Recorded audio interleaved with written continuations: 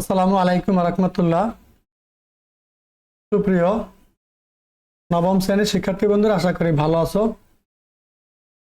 তোমাদের অর্ধবার্ষিক পরীক্ষা সামনে রেখে আমি ইংরেজি প্রথম পত্র বিষয়ে একটি নমুনা প্রশ্ন এখন তোমাদেরকে বুঝিয়ে দেব। দেখো, এই প্রশ্নটা 2025 সালের অর্ধবার্ষিক পরীক্ষা আসছিল। তোমরা যাতে বুঝতে পারো তোমাদের মান বন্টন, প্রশ্নের ক্যাটাগরি, ধরন কিভাবে আসবে, তার জন্য আজকের এই ভিডিও।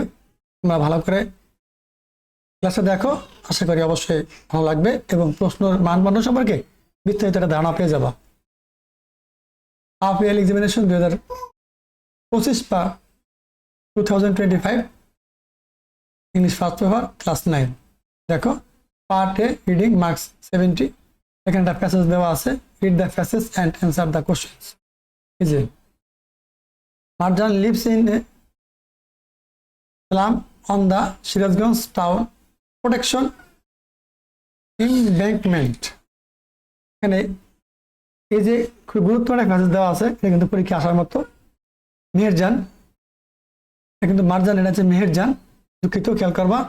এই মেহেরজানের প্যাসেজটা খুবই গুরুত্বপূর্ণ, পরীক্ষা আসার মতো। ভালো করে তোমরা অর্থ সহকারে পড়ে নিবা।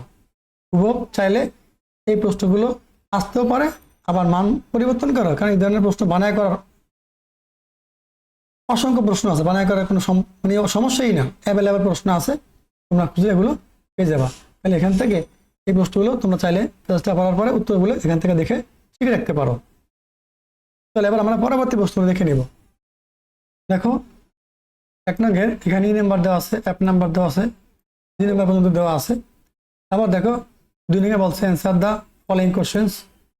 ওই যে প্যাসেজের আলোকে তোমাদেরকে এখানে 5টা প্রশ্ন উত্তর দেবা, 10 মার্ক পেয়ে যাবা। ভালো করে দেখে রাখো। তারপরে 3 নংয়ে দেখো আরেকটা প্যাসেজ দেওয়া আছে, read the following text and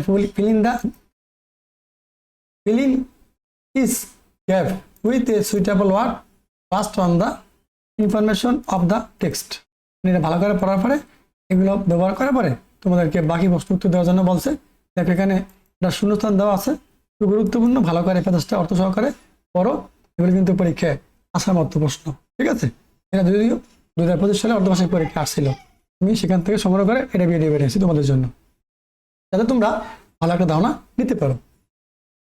পরবর্তীতে আরেকটা প্যাসেজ দেওয়া আছে, read the passage and answer the following questions 4 and 5। মানে এই প্যাসেজটা পড়বা, এই প্যাসেজটা পড়ার পরে তোমরা 4 এবং 5 নং প্রশ্নের উত্তর দেবা এই প্যাসেজের আলোকে। দেখো যে ডক্টর মোহাম্মদ সালাউদ্দিন সম্পর্কে খুব গুরুত্বপূর্ণ একটা প্যাসেজ, এটা তোমাদের মেন বই থেকে ভালো করে অর্থ সহকারে পড়ে নিবা। তারপরে তোমরা এই প্যাসেজের আলোকে এই প্রশ্নের উত্তরগুলো শিখে রাখতে পারো, ইচ্ছা করলে এখান থেকে প্রশ্ন আসতেও পারে, ঠিক আছে? তোমরা এই টেবিলটা ফিল আপ করবা, 5 মার্ক পেয়ে যাবা। তারপর দেখো 5 নম্বরে বলছে write a summary of the above passage in your own words. মানে এই প্যাসেজটা অর্থ সহকারে পড়ার পরে কি বুঝছো সেটা ইংলিশে সামারি আকারে লিখতে হবে। তুমি 10 মার্কটা পেয়ে যাবা।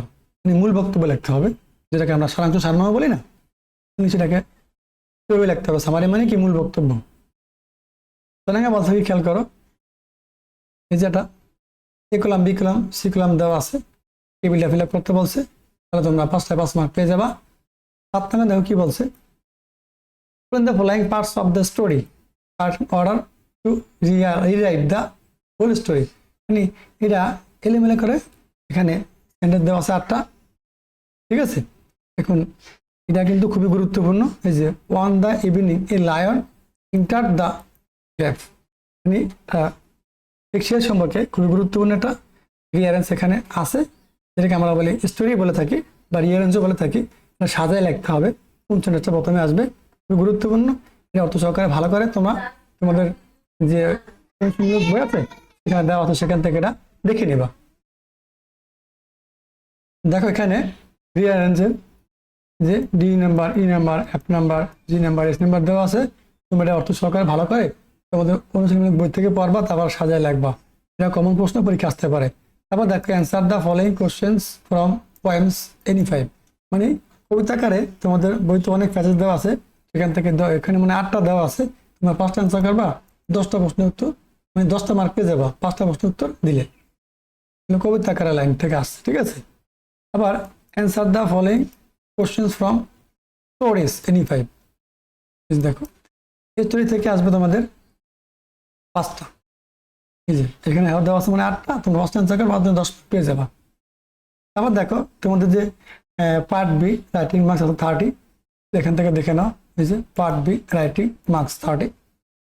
10 নম্বরে আসবে read the beginning of the following story and completing in your own way, give a title to ইট।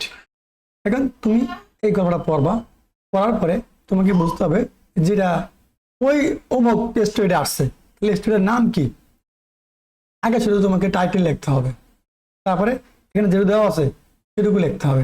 তারপরে এই যে অ্যাট অ্যারাউন্ড 5 PM, তারপরে কি হবে, এখান থেকে তোমাদেরকে আরো কিছু লিখতে হবে যেটা তোমাদের অনুশীলনমূলক বইতে দেওয়া আছে, ঠিক আছে। ভালো করে এটা পড়ে নেবা।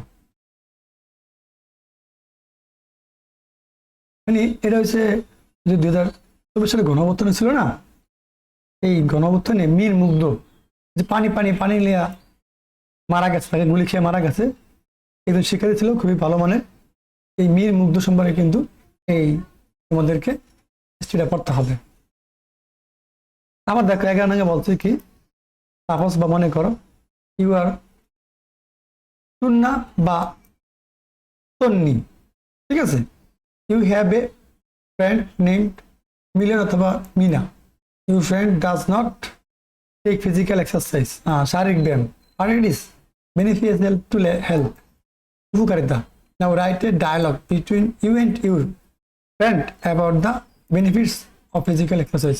মানে এই যে শারীরিক ব্যায়াম, ফিজিক্যাল এক্সারসাইজ, এই শারীরিক ব্যায়ামের উপকারিতা সম্পর্কে তুমি এবং তোমার বন্ধুর মাধ্যমে বা বন্ধুর মধ্যে একটা ডায়ালগ তৈরি করতে বলছে। যদি তুমি মেয়ে হও তাহলে লাগবে কি তন্নি আর মিনা, যদি তুমি ছেলে হও তাহলে লাগবে কি সুনান আর মিলন, ঠিক আছে। তোমাদের নাম ব্যবহার করে এভাবে ডায়ালগটা তৈরি করবা। শিক্ষার্থী বন্ধুরা, এই ছিল 100 মার্কের একটি গুরুত্বপূর্ণ নমুনা প্রশ্ন। তোমরা দেখো এগুলো আসতে পারে, আর এগুলো না আসলেও তোমাদের প্রশ্ন এই ক্যাটাগরিতে এই ধরনের প্রশ্নই আসবে। ভালো করে দেখে প্র্যাকটিস করো, আর এভাবে নিত্য নতুন ভিডিও দিতে চাইলে আমাদের এই math education YouTube channel subscribe করে থাকো। আর তোমাদের কোনো গুরুত্বপূর্ণ মতামত তাহলে কমেন্ট বক্সে অবশ্যই জানিয়ে দিও। আল্লাহ হাফেজ।